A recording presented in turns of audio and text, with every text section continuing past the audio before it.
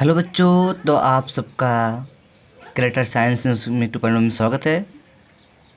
आज हम लेके आए हैं केमिस्ट्री का वायरल पेपर 2024 का। अगर आप इसे नहीं देखे तो मतलब कि आपका पेपर छूटने वाला ही है, क्योंकि इसमें हम जो प्रश्न बताएंगे वह 90 से लेकर 95% है, जो कि बोर्ड में पूछा ही जाता है। ठीक है, तो इसमें से पहला प्रश्न है कि मोलता को परिभाषित कीजिए। ठीक है, चलते हैं। या तो पूछ सकता है कि मोलता को परिभाषित कीजिए और इसकी इकाई भी बताइए। ठीक है, तो यहाँ पर देखो, किसी विलायक के 1000 ग्राम में घुले विलेय पदार्थ के ग्राम अणुओं की संख्या उस विलयन की मोलता कहते हैं या कहलाती है। मैंने मान लो कि 1000 ग्राम क्या आपका विलायक है। ठीक है, अब कह रहा है कि ग्राम में घुले विलेय पदार्थ के ग्राम अणुओं की संख्या। ठीक है, जैसे कोई भी जैसे यहाँ पर दे देगा कि NaCl दे देगा, अब कह देगा कि ये 40 ग्राम है।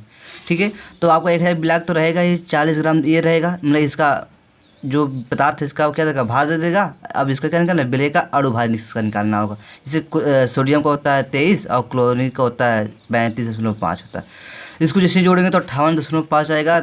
ठीक है, तो इन दोनों को करने के बाद तो आपका जो निकल के आएगा वह क्या हो जाएगा, आपका मोलता। इसे कहते हैं ग्राम मोल प्रति किलोग्राम होता है। ठीक है, चलते हैं इसके फार्मूला देख लेते हैं क्या होता है मोलता का। लिखेंगे विलेय के मोलों की संख्या अपान विलायक का आयतन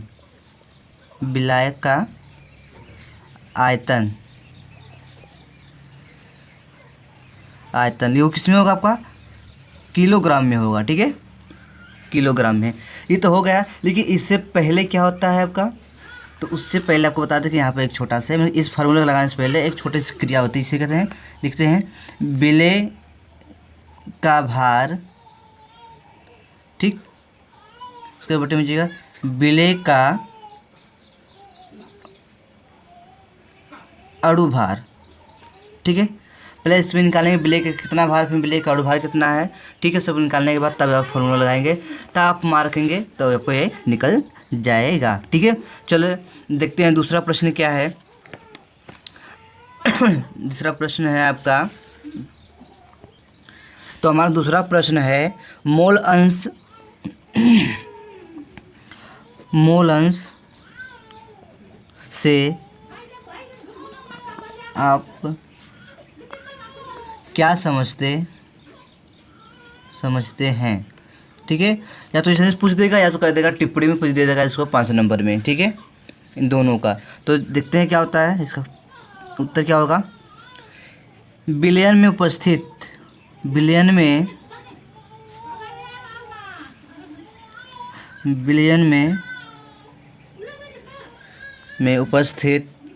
किसी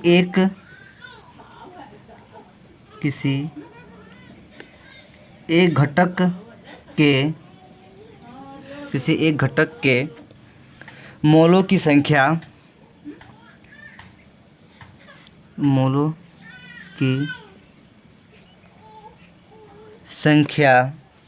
तथा विलेय एवं विलायक के कुल मोलों की संख्या के अनुपात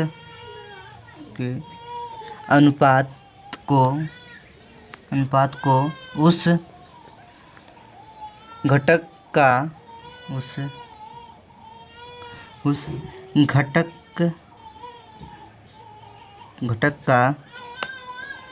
क्या कहलाता है, मोल अंश। ठीक है, क्या कहलाता है, मोल अंश कहलाता है। ठीक है, तो यह आपका हो गया। ठीक है, किसी विलेय में उपस्थित किसी एक घटक के मोलों की संख्या तथा विलेय एवं विलायक के कुल मोलों की संख्या के अनुपात को उस घटक का मोल अंश कहलाता है। ठीक है, पहले क्या क्या विलेय में उपस्थित जो विलयन है उसमें कितनी भी उपस्थिति है, फिर उसके बाद कह रहा है कि विलेय तथा विलायक के दोनों मूलों की संख्या के अनुपात के बराबर होता है। इसे माना कि विलेय में, ठीक है, विलयन में विलेय स्मॉल एन कैपिटल ए है मोल है और विलायक के स्मॉल एन बी मोल उपस्थित है। जिसे कि हम मान लेते हैं, माना कि, ठीक है, विलयन में विलेय स्मॉल एन कैपिटल ए, ठीक है, मोल तथा, ठीक है, और विलायक क्या है आपका, विलायक है आपका स्मॉल और कैपिटल बी। ठीक है, तब क्या होगा अगर उपस्थित है तो लिखेंगे विलेय के मोल अंश। क्या लिखेंगे, विलेय के मोल अंश। क्या लिखेंगे, विलेय के मोल अंश।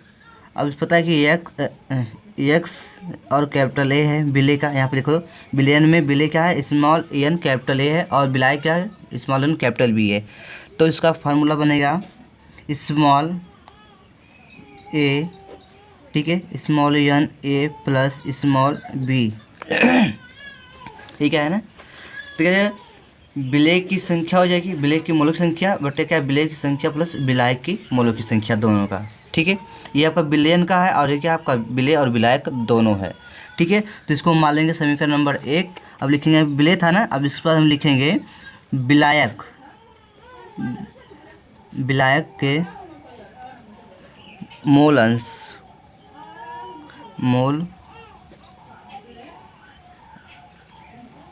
अंश। ठीक है, मोल अंश। तो मूल अंश क्या हो जाएगा यहाँ पर, एक्स कैपिटल बी बराबर, यहाँ पे क्या हो जाएगा, यहाँ पे स्मॉल बी बटे स्मॉल, ठीक है, A plus small N capital B. ठीक है, तो ये आपका हो जाएगा नंबर, ठीक है, दूसरा हो जाएगा। ठीक है, समस्त क्या हो जाएगा, विलयन में समस्त अवयवों के मोल अंश का योग सदैव एक होता है। अब ये कैसे होता है देख लेते हैं। दोनों पक्षों में क्या पूछा है कि विलयन में समस्त घटकों के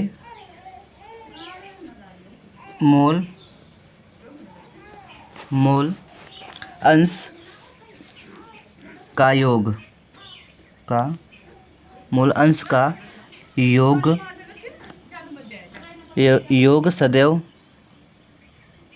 योग सदैव एक होता है। क्या होता है,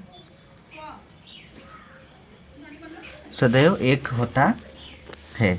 कैसे होता है देखो, यहाँ पर लिखेंगे, यहाँ पर एक्स ए प्लस एक्स बी बराबर क्या हो जाएगा, एक्स कितना यहाँ पर लिख लो, यहाँ पर स्मॉल एन कैपिटल ए बटे small capital A plus small N capital B, plus है तो प्लस लिखेंगे small capital B upon small A plus small N capital B. ठीक है, दोनों का देखो क्या है बराबर, देखो इससे कट जाएगा कि इससे और इससे कट जाएगा तो बचेगा भी, तो इसका दोनों को बराबर क्या होता है, आपका एक सदैव क्या होता है, एक होता है।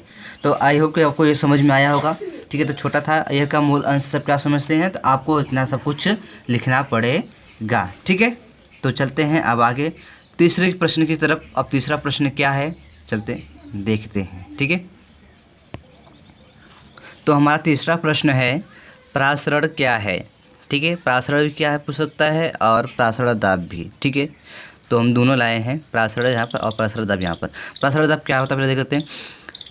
विलायक का कम सांद्रता के विलयन से अधिक सांद्रता के विलयन की ओर अर्धपारगम्य झिल्ली में से प्राकृतिक प्रवाह होता है या प्रवाह प्रासरण कहलाता है।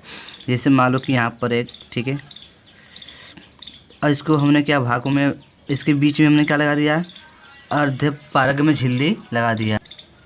तो यहाँ बीच में जो हमने लगाया ये क्या आपका, ठीक है, अर्ध पारग में झिल्ली है, ठीक है।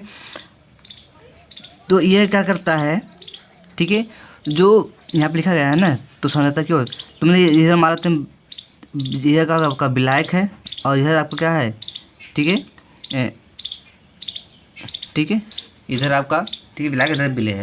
तो क्या करता है, तो विलेय के जाने की अनुमति देता है, ठीक है, अर्ध पारग में झिल्ली है। लेकिन क्या आपका विलायक को जाने, मतलब कि देखो लिखा है ना, विलायक का कम सांद्रता के विलयन से अधिक सांद्रता के विलयन की और अर्ध पारग झिल्ली में से प्राकृतिक होता है। लेकिन जो विलायक का कम होता है, तो यहाँ पे विलेय कम होगा, यहाँ पे विलेय ज़्यादा होगा, इसलिए क्या होगा, ठीक है, अधिक की ओर से कम की ओर प्रवाह होना, ठीक है, निम्न से उच्च की ओर प्रवाह होना, ठीक है। तो ये क्या कहलाता है, प्रासरण कहलाता है।